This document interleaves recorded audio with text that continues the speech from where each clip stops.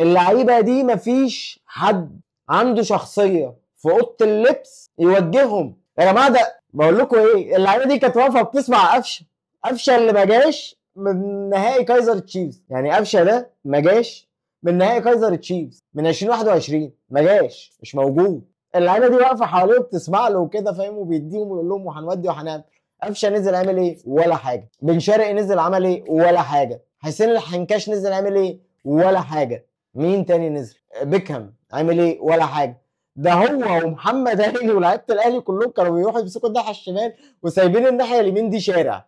يعني انا في لقطه كده بتفرج مع واحد صاحبي، فبقول له هو انا ليه حاسس ان الاهلي بيلعب على الشمال بس؟ فعديت اللعيبه لقيت ان في 8 لعيبه من الاهلي في الناحيه الشمال. يعني رجعوا اول اخر 10 دقائق في الماتش هتشوفوا اللقطه دي، 8 من الاهلي في الناحيه الشمال، وياسر ابراهيم تقريبا وما كانش بيكهام، كان ياسر ابراهيم واشرف داري على دايره السنتر، والشناوي لوحده ورا. طب الناحيه اليمين اللي جه منها الجونين ايه؟